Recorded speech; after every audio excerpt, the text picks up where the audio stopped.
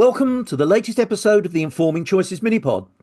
As technology advances at an unprecedented pace, converging with societal shifts, environmental and sustainability concerns, the mobility landscape is on the brink of a revolution. So, to explore the future of mobility, we're going to delve into four scenarios developed by design futurist and social entrepreneur Trisha Mehta as part of her 2050 Mobility Futures report. Trisha, a warm welcome to the podcast. Thank you so much, Steve. I'm excited to be here. So let's start with this then. Talk us through a little bit around the context of the report that you've produced. Why did you produce it? Why that topic and who for? Sure. So this report, it was actually a thesis project for my master's in design at the Royal College of Art. The aim of this report was to give those working in urban planning, technology, policy, and environmental sectors a sort of forward-looking view of urban mobility, so that they can anticipate and shape the changes that we can expect coming our way. So the purpose is pretty practical. It's about building resilience into our future mobility systems so that they can be ready to adapt to ecological challenges, evolving technology, and sort of the changing social dynamics that would be a consequence of these ecological and technological changes.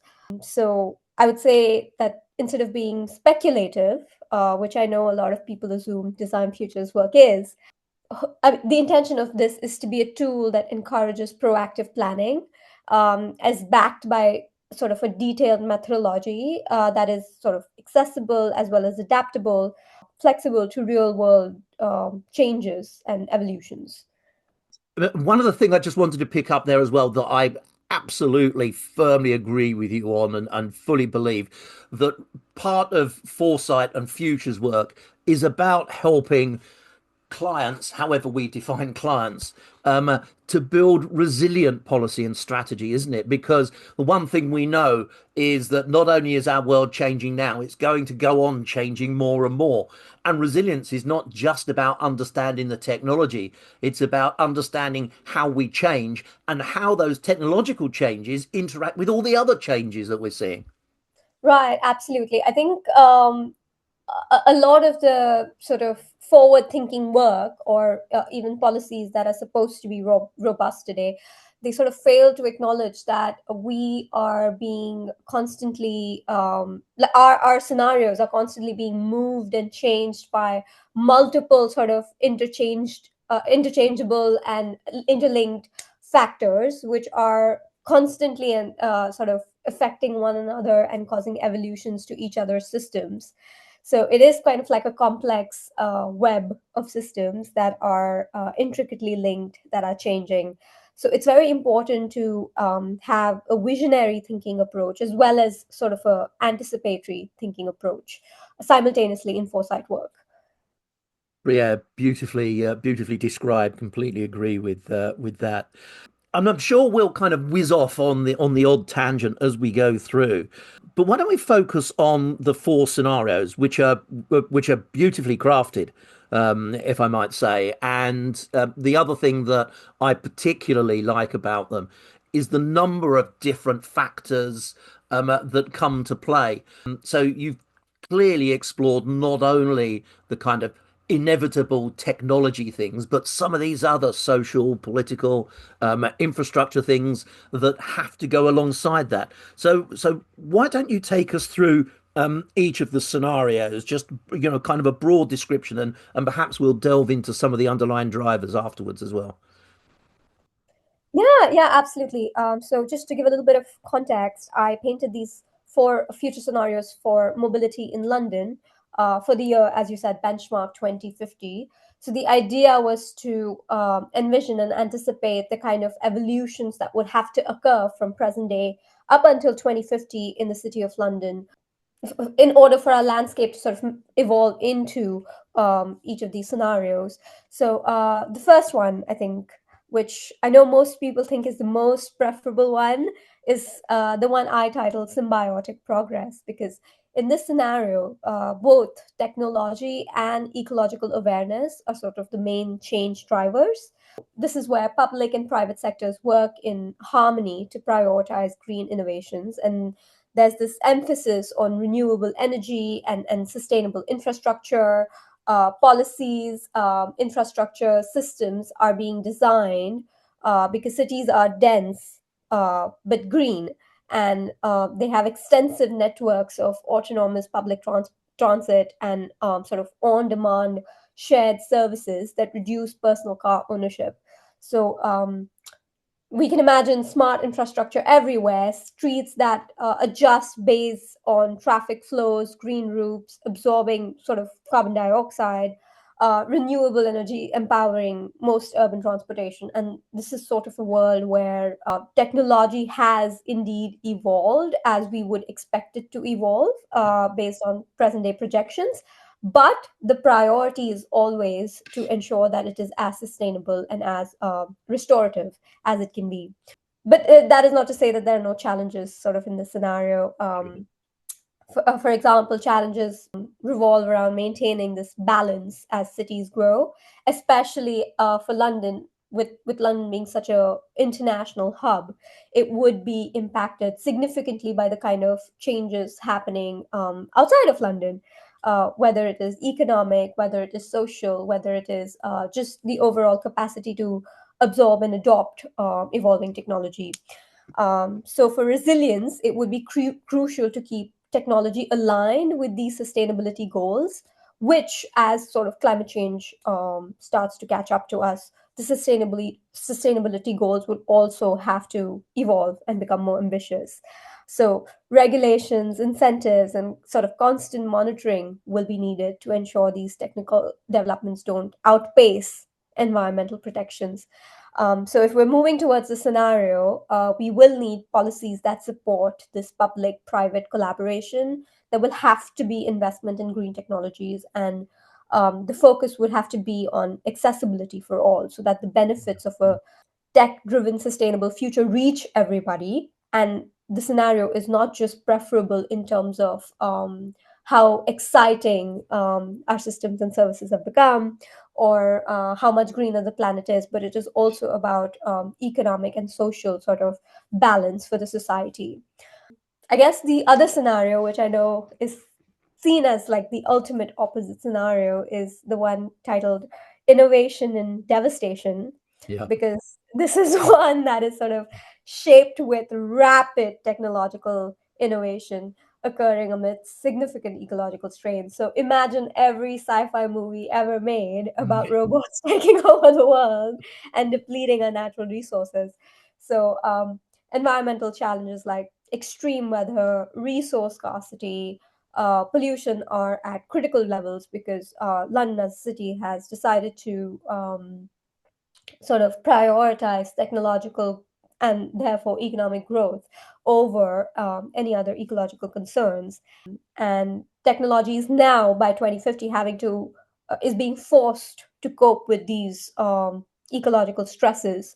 So we're thinking of self-healing vehicles, sort of AI driven urban monitoring, autonomous mobility services, high-tech solutions addressing urban congestion and infrastructure breakdowns.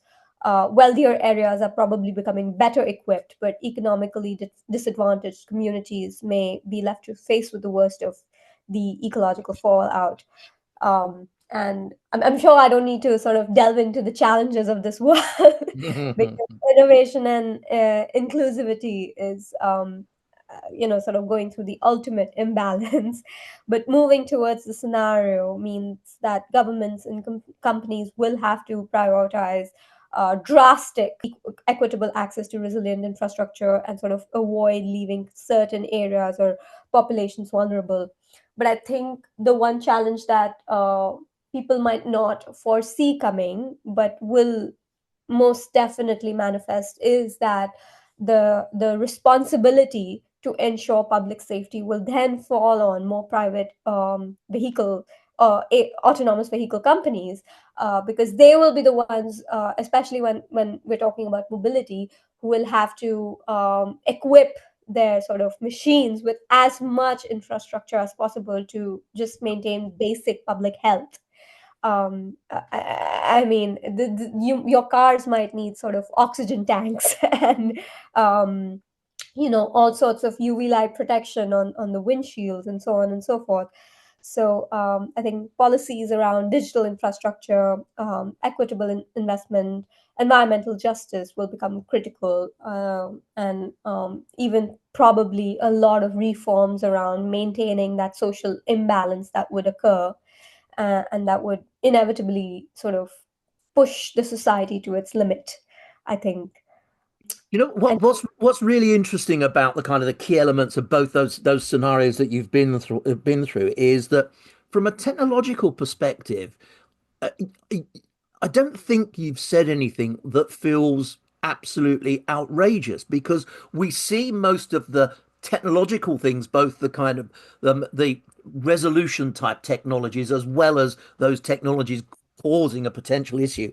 We see all of those technologies now in place or close to market. So, would you say that the real challenges and perhaps as a result opportunities are very much more around political and social rather than technological? I think so. And the reason I say that, particularly for the City of London, is because I think the evidence of this comes in our past. We've Mm, had our, public transport system for some 200 years now. 100, and I think we just celebrated an anniversary recently. So that so to assume that by 2050 we will certainly have we'll certainly have flying taxis everywhere replacing our tube system, I think is absurd. I don't think our existing infrastructure is going anywhere. I think it will just be replaced with probably it would probably just be tweaked with some technological modifications. yeah. But I think the sort of ripple effects of these modifications, whether they're economic, whether they're social, whether they're political, would be so massive, because like we discussed earlier, like systems are becoming more and more complex and interlinked, and I think these changing behaviors will the ripple effects of them will be larger than the core technological changes themselves. So it's not to say that technologies like flying cars might not be possible. They might be, but for them to actually enter the sort of ethos and the day-to-day commute of citizens of London is sort of less likely, at least by 2050, I think. I always think actually that flying cars are one of those things that's almost redundant as a way to describe a particular piece of mobility, because we see so many companies close to bringing electrically powered vertical takeoff and landing vehicles. So they're more like small electric aeroplanes than they are flying cars, aren't they? And it's those things that are likely, I would suggest, to supplement the existing infrastructure we've had, perhaps whizzing up and down the River Thames in London. So if anything goes wrong, they drop into the water and not on top of someone's head. The Perhaps the odd exception to that might be where we're supplementing commuting to airports. In which case, perhaps these vehicles follow the course of railway lines. So there's this kind of mix, isn't there, of updating what we understand by some of these technologies to be, and then thinking about how that fits into a regulatory framework which makes them supplement the infrastructure we already have. Yeah, yeah, no, absolutely. I think for something like this, the answer sort of lies in some of the trends. It's like you said, we're sort of pushing ourselves more and more towards shared mobility. We're pushing ourselves more and more towards personal mobility. So even for people who are commuting daily using public transport, there is a big emphasis on like that need for privacy, that need for sort of customizing your journey, having like that agency over how you travel, where you travel, when you travel, how much time you want to spend traveling. For example, like even if for example, completely use public transport to go to work, but every day I'm looking at one of those city mapper apps to sort of see what's the fastest way I can reach work that particular day. So the route that I take today might not be the route I take tomorrow. And I think whether it is a service, whether it is infrastructure, whether it's a new vehicle on its own, I think the evolution would be in that space to make travel more sort of convenient and to make it more sort of adaptable to your specific needs. So for sure, I do agree. Rather than maybe a flying taxi, we can expect more and more evolutions happening in these spaces that allow users to be able to do that. And I think that will be the sort of added value that the public transport networks or even private companies would leverage. And we're seeing them leverage, I think. I mean, and one of the other things that struck me when you were just talking about kind of the choice that you make about the route you take to work informed by technology, that's a kind of a habit, a behavior that perhaps people will have to shift. So instead of always doing the same thing to get to work, perhaps there are multiple potential options that our AI fueled apps will help us take the best option. It might be the quickest option. It might be the option that creates less carbon. Whatever the issues that we decide to make that choice on, we will have the ability to do that, won't we? Yeah, and we're already seeing sort of manifestations of that in, for example, international travel, because you Mm. have Yeah. you have websites like your Sky Scanner and so on and so forth that help you compare not just the prices but the duration. You can set in parameters for what time of the day you wish for your outbound flight to be, or what time do you want to arrive at the desired destination by. And now your apps like Mapper, even a lot of airlines, they also provide like the carbon footprint of that journey. Yeah. So you can sort of pay a little bit more to have to avoid that. I imagine that in some of these futures, carbon sort of carbon trading might even become a possibility. Like my movement, because I have chosen to take like because I've chosen to, for example, cycle or walk to work, I have saved X number. I mean, I've saved myself from emitting X amount of carbon dioxide into the air. And now I can trade it off at another time to sort of level out my points. This might be a great incentive sort of system for a lot of users to use to use less private vehicles and opt for more sustainable choices. Um, Yeah, that's fascinating. The other thing I think it's really important to mention is how a report like yours actually fuels thinking and conversations that are not necessarily directly related to the report, but have these kind of supplementary knock-ons. And one of the things that I'm thinking at the moment, and I know we haven't spoken about this before, you'd said that the focus of the report was London. So if I ask you to speculate right now, what might the knock-on effect, and you talked earlier on about these ripples kind of moving out, so what might the knock-on effect from the scenarios that you've outlined be in more rural areas that surround London? yeah, I mean, I would hate I would hate to give very specific examples because you do need research for that. And I myself am not from the UK, so I don't know so much about these geographic locations. But I think, as a rule of thumb, I do think that sort of as urbanization, like the urban sprawl starts to spread out, which is happening everywhere in the world, the public transport will the public transport of a city like London, for example, TFL in this case, would start to tie in these sort of rural and more distanced areas as well. For example, in the UK itself, I think there's already a discussion about the high speed lift train coming in a few years' time, which will connect a lot of these cities going through some less connected areas. Yeah. So we can already see on a policy level the infrastructures to build these corridors to come in. And as these corridors from city A to city B are built, everything on its way will sort of be a little more mobilized. And I do think that as a consequence, more sort of townships or more smaller cities might emerge as well, just due to the evolution of mobility, I think. Yeah, that's really interesting. The idea of corridors, going back to my point earlier on about how we might see flying taxis used in London, these corridors, whether they're along railway lines or along rivers or, whatever it might be.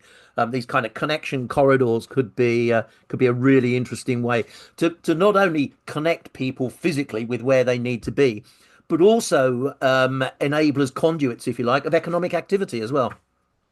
Absolutely, and to sort of add to that, I do think that there might be like a sort of a reverse effect of that as well. For example, with COVID, a lot of people sort of moved away from the city, and started to live like at a distance from the city because of the possibility of remote and hybrid working. And now I know a lot of my colleagues, they commute, they don't mind that 1 or even 2 hours of daily commute because they only have to come in twice or thrice a week Yeah, to yeah. the office, which means that these at distanced areas are also becoming more and more populated. And as they become more populated, I imagine infrastructures would start building up there as well. So yeah, for sure. And as a consequence of that, there would be more need for mobility sort of connections to go. It's like a um, yeah, a chicken and egg situation there. I mean, I'm conscious of the time, and I think you've done a really good job of focusing particularly on those two opposing scenarios, which I think is absolutely the right place to focus on. What I would love to do is just end on. So, how can people connect with your work? With this report, because as I've said earlier on, it's an absolutely brilliant report, absolutely jam packed full of detail, the underlying drivers, the potential implications of some of the things that you talk about. So, how can people interact with that work? Yeah, absolutely. I mean, I would be extremely humbled if people were to find this interesting, and I am very humbled that you've given me this opportunity to sort of talk about it. This is a very exciting dialogue I've had, so I think listeners interested in exploring this report can sort of access a summary of this on my LinkedIn profile. You already have the link. I'll be happy to sort of send it across. And if anyone's interested in the extended version, I would love for them to get in touch with me, and I would love to sort of share that. So yeah, Trisha, that's been absolutely wonderful. I've thoroughly enjoyed the conversation. It stimulated so many thoughts in my mind about how this kind of work could be taken further. But for listeners out there, I really would thoroughly recommend that you take a look at Trisha's report. Trisha, thank you so much for your time. thank you so much for having me, and thank you for this amazing conversation. You are very welcome. You're very welcome. And thank you everyone for listening. Don't forget to like and subscribe so you never miss another episode of the Informing Choices mini pod. And don't forget to let your friends and colleagues know all about the podcast. There'll be another episode along very soon.